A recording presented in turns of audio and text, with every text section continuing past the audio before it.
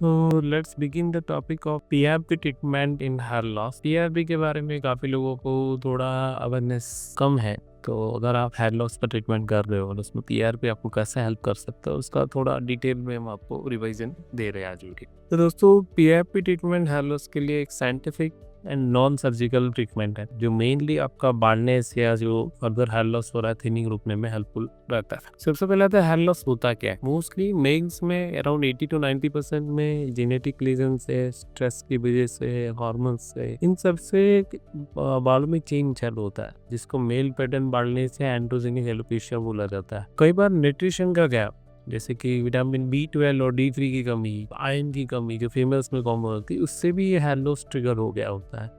Lifestyle changes like stress, illness, PCOD जैसे females में hormonal changes आ जाते हैं। आपका अगर बॉडी का हीट बढ़ गया होता है, मीन्स अल्टीमेटली बॉडी में हार्मोनल इम्बैलेंस हुआ होता है, तभी हीट बढ़ता है। तो इस सबसे एक प्रॉब्लम आता है कि जो बालों की जड़ें होती है वो मिनिचराइज होती जाती है। उनका ब्लड फ्लो, इन्फ्लामेशन वहाँ होने की वजह से कम होता जाता है कि अगर कोई जड़ों में ब्लड फ्लो कम जाएगा तो जो बालों के बनाने वाले मैन्युफैक्चरिंग यूनिट है वहाँ पे नरिशमेंट कम मिलेगा, वहाँ एनर्जी जो ऑक्सीजन के रूप में जाती है वो कम मिलेगी और उसकी वजह से बाल बनाने की प्रोसेस जो होती है, केराटिन नाम का जो प्रोटीन बनता है वो स्लोली बनेगा और डैमेज होता जाएगा। पीआरपी कैसे हेल्प करता है इसमें? सो एक ये नेचुरल सॉल्यूशन है। ये 100% आपके ओन ब्लड में से बनाया जाता है, किसी और के ब्लड में से नहीं बनता। नाम ही आपको सजेस्ट कर रहा है। प्लेटलेट नाम के सेल्स जो ब्लड में ज्यादा होते हैं उनसे रिच प्लेटलेट ज्यादा, वो ऐसा वाला प्लाज्मा ब्लड में से इसको फिल्टर आउट करते हैं और इसको इंजेक्ट करते हैं। तो concentrating high platelet count, platelet sales body में डॉक्टर का काम करते हैं, वो आपको बॉडी का रिपेयर और मैकेनिज्म देखते हैं। अपना जो ब्लड होता है उसमें 3 टाइप के सेल्स होते हैं। रेड सेल जो ऑक्सीजन कैरी करते हैं, पूरी बॉडी में सप्लाई करते हैं। व्हाइट सेल जो कि इम्यूनिटी का काम करते हैं, जो आपके रिपोर्ट्स में WBC करके लिख के आता है। रेड सेल RBC करके लिख के आता है। तीसरा प्लेटलेट काउंट जो कि डेंगू, टाइफाइड, मलेरिया ऐसी कंडीशन में ज़्यादा जल्दी डाउन हो जाते हैं। ये प्लेटलेट काउंट से आपकी बॉडी में कहीं पे भी ब्लडिंग हो रहा तो वो स्टॉप होके क्लॉट हो जाता है, ब्लड खून जैसा वो चिपक गए, वहाँ पे ब्लीडिंग स्टॉप हो जाता है। धीरे धीरे वहाँ पे स्ट्रक्चर रेडी होता है। तो ये ग्रोथ फील्ड का काम भी करता है। प्लाज्मा में ग्रोथ के नरिशमेंट होते हैं, उसमें ग्रोथ फैक्टर प्लेटलेट में से आते हैं और नरिशमेंट प्लाज्मा से आ रहा है। तो प्लेटलेट हीलिंग का काम करेंगे, प्लाज्मा नरिशमेंट का काम करेंगे। अल्टीमेटली दोनों मिलके एक अच्छा ग्रोथ कॉकटेल बन जाता है। जैसे आप कहीं पे डॉक्टर के यहाँ एडमिट हो वीकनेस के लिए, तो डॉक्टर आपको इंजेक्शन देगा मल्टीविटामिन के, और आपका जो प्रॉब्लम होगा लाइक फ्रैक्चर हुआ और उसको हील करेगा, या आपका फीवर आया होगा उसको डाउन करेगा। तो ये दोनों काम साथ में हो जाते हैं। केमिकल फ्री है, कोई एक्सटर्नल ड्रग इसमें ऐड नहीं होती। तो ये नॉर्मल पीआरपी वो केमिकल फ्री है। आप कई बार हम इसमें एक्स्ट्रा विटामिन ऐड करते हैं like biotin, copper peptide, vitamin B complex. ये सारी जब ऐड होते हैं तो इसको बायोटीन पीआरपी भी बोला जाता है। पीआरपी हेल्प कैसे करता है? तो अल्टीमेटली एक ग्रोथ फील है, फर्टिलाइजर जैसा पौधे में हेल्प करता है वैसे ही वो हेल्प करता है। मोस्टली ये नरिशमेंट और उसका ब्लड सप्लाई जो है वो बढ़ा देता है। Increase blood supply means increase oxygen level, increase nourishment to the particular root. वो रूट जो इनएक्टिव है वो वापस एक्टिवेट हो जाएंगे, वापस काम करना चालू करेंगे। जो इनएक्टिव है वो एक्टिव होंगे, जो पतले हैं वो घने होंगे। अल्टीमेटली हेयर ग्रोथ बेटर होगी। तीसरा, जिनका ऑलरेडी ग्रोथ चल रहा है उनकी ग्रोथ का टाइम एक्सटेंड हो जाता है। अगर आपको पता होगा कि हेयर साइकिल होती है, बालों की जड़ें हेयर ग्रोथ में और रेस्ट स्टेज में जाती है, तो जो ग्रोथ साइकिल होती है अगर जितनी लंबी होगी उतना बाल लंबा, घना और काला बनेगा। तो वो है। अगर आप पीआरपी को कंपेयर करो मिनॉक्सिडिल और हेयर ट्रांसप्लांट, काफी लोगों की इसमें भी कंफ्यूजन होती है, तुम्हें पीआरपी करने जाओ, मिनॉक्सिडिल यूज करो या हेयर ट्रांसप्लांट। तो दोस्तों ये डिपेंड करता है कि आपका लेवल ऑफ बाल्डनेस या लेवल ऑफ प्रॉब्लम कितना है। जैसे रूटीन हेयर फॉल बड़ा है, आपको शॉक लॉस हो गया है कोई बीमारियों के चलते या विटामिन C कमी की चलते, तो आप नरिशमेंट और मिनॉक्सिडिल या रेडेंसिल जैसे सीरम यूज कर सकते हो, जो आपको थोड़ा बहुत रिकवरी करेंगे और मेंटेन करने में हेल्प करेंगे। पर अगर वो फेड हो जाता है कि आपको मेडिसिन से फायदा नहीं हो रहा है, तो PRP is a best bet. Second, अगर आपको थिनिंग दिख रहा है, काफी एरिया में बाल ऐसे बाल फॉल नहीं हो रहा है, आपके बाल काफी एरिया में आप कंपेयर कर रहे हो पीछे के बाल के कंपैरिजन में, यहाँ के बालों का कैलिबर थिकनेस कम हो रहा है, उनकी लेंथ कम हो रही है, mean they are shrinking, then PRP से आप उनको रिवाइज करके रिस्टोर करके वापस पहले जैसे बना सकते हैं। अगर आपके बाल पैचेस ऑलरेडी आ चुके हैं, then don't try to go for PRPs directly, better to go for a hair transplant. ठीक है, अगर इसमें पीआरपी से आप इनएक्टिव फॉलिकल्स को एक्टिवेट करोगे, एकदम रुईदार एकदम बारीक बाल है जिनको विलस या मिनिचराइज हेयर बोलते हैं, तो अगर वैसे वाले बालों पे आप पीआरपी से रिजल्ट ला भी दोगे तो वो सस्टेनेबल नहीं रहेगा, वो हाई मेंटेनेंस में चला जाएगा, आपको बार बार पीआरपी का कॉस्ट आता रहेगा। ऐसे टाइम पे हेयर ट्रांसप्लांट करना ज्यादा बेटर इसीलिए। तो आपके लिए बेस्ट क्या है, उसका बेटर डिसीजन ट्राइकोस्कोपी करके इंस्ट्रूमेंट आता है, आप उससे लीजिए। ट्राइकोस्कोप नाम का एक इंस्ट्रूमेंट होता है, अगर आप उससे स्काल्प चेक करके फिर करते हैं तो वो बेटर वैल्यू आपको प्रोवाइड करेगा। डॉक्टर या डर्मेटोलॉजिस्ट उसको अच्छे से यूज करते हैं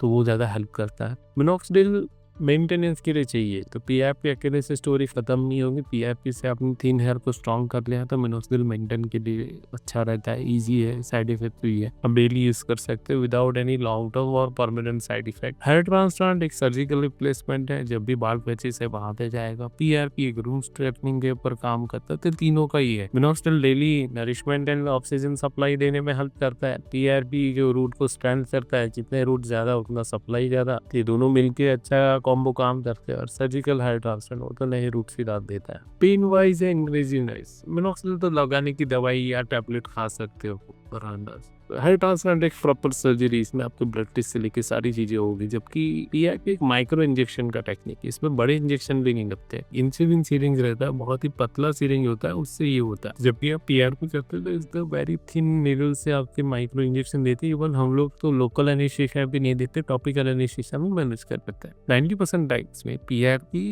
हेयर ट्रांसप्लांट के साथ मिनोक्सिडिल के साथ कंबाइन किया जाता है। मेरे यहाँ पर प्रोटोकॉल है कि हम जब भी हेयर ट्रांसप्लांट करते हैं 2 या 3 पीआरपी एग्जिस्टिंग हेयर के लिए हम रखने के लिए प्लान करते हैं। तो अगर पीआरपी बताऊं कि आइडियल कैंडिडेट पीआरपी का कौन है, तो सबसे ज़्यादा जिनका अभी जस्ट हेयर थिनिंग स्टार्ट हुआ है उनको बेटर रिजल्ट डेंसिटी वापस रिगेन करने के लिए। अगर आपका हेयर लॉस 6-8 महीने में 1 साल से हुआ है, उसको रिकवर करने में बाल्डनेस का स्टेज आपका ग्रेड 2 या 3 है, तो उसको रिवर्स 1 ग्रेड आप वापस लाने के लिए आप यूज़ कर सकते हैं। पोस्ट प्रेगनेंसी स्ट्रेस एक्सट्रीम, अगर आपको सडन टेम्पररी शॉक लॉस वाला हेयर लॉस हो रहा है तो वहाँ पे भी आपको पीआरपी से आप उसको स्टेबिलाईज कर सकते हैं। इसके टाइम पे मेडिसिन को बहुत टाइम लग जाता है और काफ़ी सारा वॉल्यूम बाय द टाइम, अगर आप 3-4 महीने ट्रीटमेंट में वेट करते जाओगे तो वॉल्यूम लॉस काफ़ी हो जाएगा। तो अचानक से अगर धड़ाधड़ बाल जा रहे हैं तो उसको सडन ब्रेक मारने के लिए आप यूज़ कर सकते हो। उसमें म्यूजियोथेरेपी भी हेल्पफुल रहता है, तो PRP mesotherapy better option for that area. Male pattern baldness definitely आपको बैलेंस आउट करने के लिए, बूस्टिंग के लिए आपको यूज करेगा। स्टेबिलिटी के लिए आप कुछ महीने में एक सेशन ले सकते हो, और हेयर ट्रांसप्लांट के रिजल्ट का हीलिंग एंड सर्वाइवल बढ़ाने के लिए भी आप यूज कर सकते हो। ये 4 मेन इंडिकेशन। कब नहीं करना है आपको पता है, वहाँ फॉलिकल्स है ही नहीं तो मत कीजिए। पर अगर आपकी बात कंप्लीटली नॉर्मल है, पूरे एरिया में सिर्फ रूटीन हेयर फॉल बढ़ रहा है, तो पीआरपी में जाने की जरूरत नहीं है। ये 2 कंडीशन ऐसी जहाँ पे आप अवॉइड कर सकते हो। पीआरपी में होता क्या है, कर क्या करता है, तो सबसे पहला जब अपना हाथ होता है वहाँ से जैसे आप ब्लड टेस्ट देने जाते हैं तो वैसे ही आपका ब्लड कलेक्ट किया जाता है, 10 से 20 ml, 30 ml, 40 ml, depend upon protocol each clinic uses. उसके बाद वो एक मशीन होता है जिसमें सेंट्रीफ्यूगेशन फोर्स वाला एक चेम्बर होता है, जिसमें ब्लड वाला जो वायल है आपका वो अंदर डाला जाता है, ट्यूब होता है, और ट्यूब में जैसे उसको स्पिन करते हैं तो ग्रेविटी के हिसाब से रेड सेल हैवी होते हैं तो वो नीचे आ जाते हैं, प्लाज्मा और प्लेटलेट थोड़ा लाइट वेट होता है तो ऊपर रह जाता है, और हम लोग जैम बेस्ड ट्यूब यूज करके तो वो फिल्टर हो जाता है। एग्जैक्ट 100% ब्लड के रेड सेल्स नीचे चले जाते हैं, प्लाज्मा पूरा फिल्टर प्लाज्मा बनता है जिसमें प्लेटलेट नाम के सेल्स होते हैं। तो स्पिन करते हैं 5 से 10 या 15 मिनट, जो बनता है येलो कलर का होता है, इसको लिक्विड गोल्ड भी बोला जाता है, एंटी एजिंग का सबसे बेस्ट मॉलिक्यूल है। तो we inject gently into the thinning areas of scalp. पूरा प्रोसीजर 45 to 60 मिनट्स तक में कंप्लीट हो जाता है। क्या पीआरपी पेनफुल है दोस्तों? जी नहीं दोस्तों, पीआरपी एकदम माइक्रो डिस्कम्फर्ट होता है। जब माइक्रो इंजेक्शन लगते हैं 30-40 सिरिंज लगती है, अगर 1 ml एक सिरिंज में भरा जाता है पीआरपी तो 10 से 15 बार में वो इंजेक्ट कर लिया जाता है। जब भी पीआरपी किया जाता है तो एक माइक्रो नंबिंग क्रीम या माइक्रो टॉपिकल एनेस्थीसिया का स्प्रे आता है, वो अब 1 से 2 बार हम लगाते हैं तो ताकि पेन का जो प्रॉब्लम है वो थोड़ा कम हो जाए। आपका पेन थ्रेशोल्ड बढ़ जाएगा, मीन्स आपको थोड़ा कम सेंसेशन फील होगा। फ्रंट एरिया में थोड़ा पेन ज्यादा होता है, क्राउन एरिया में पेन कम होता है। और माइक्रो सिरिंज जब मेरे यहाँ पे कोई भी डॉक्टर या स्टाफ या मैं करता हूँ तो हमें एकदम हमारे हाथ बहुत सॉफ्ट हो गए होते हैं कि मल्टीपल हेयर ट्रांसप्लांट करने के बाद हमें एक समझ में आ गया होता है ऐसे करने से पेन कम होता है। तीसरा, हम वाइब्रेशन डिवाइस यूज करते हैं, कोल्ड एनेस्थीसिया यूज करते हैं, तो वाइब्रेशन की वजह से भी हम पेन कम कर लेते हैं, उससे नंबिंग इफेक्ट थोड़ी और बेटर हो जाती है। और एक चीज है जीरो डाउन टाइम। पीआरपी करने के बाद घर पे आपको कुछ पेन नहीं होने वाला है, अगले दिन आपको कुछ ज़्यादा तकलीफ नहीं होने वाली। जब इंजेक्ट करते हैं और उसके आधे घंटे के लिए सब थोड़ा भारी लगता है, बाकी कुछ तकलीफ आपको नहीं होने वाली। You can directly easily drive your home by driving a 2 wheeler और 4 व्हीलर, और you can go work directly. PRP का शेड्यूल कैसे प्लान करें? एज पर माई रिकमेंडेशन, और मैंने आज तक 10 साल में जितने भी पीआरपी प्रोटोकॉल्स बनाए, तो डोंट गो टू अग्रेसिव। साल में आपको 8 से ज़्यादा पीआरपी कभी नहीं लेना है, वरना उसका नेगेटिव इम्पैक्ट चालू होगा। जी हाँ, पीआरपी का पॉजिटिव या नेगेटिव दोनों इम्पैक्ट होता है, तो ये डोज डिपेंडेंट है। आप जैसे पौधे को बहुत ज़्यादा फर्टिलाइजर का ओवरडोज नहीं करना चाहोगे, उससे भी पौधे की ग्रोथ में प्रॉब्लम आएगा, वो रस जाएगा। वैसे ही पीआरपी भी एक ग्रोथ फील्ड है, आप बहुत ज़्यादा ग्रोथ इंसिस्ट नहीं कर सकते। आइडियल ड्यूरेशन है आपकी जो भी मेडिकल ट्रीटमेंट चालू होता है उसके 7 to 15 डेज में आप पहला सेशन दीजिए। मोस्टली पहले महीने में एक सेशन, फिर दूसरे महीने में एक सेशन, 4 वीक का मिनिमम गैप रखिए। रेयरली हम 3 वीक का गैप रखते हैं, और थोड़ा एक आध वीक आगे पीछे होता है तो चल जाता है, पर मोस्टली 1 वीक मीन्स 4 वीक का गैप इज आइडियल।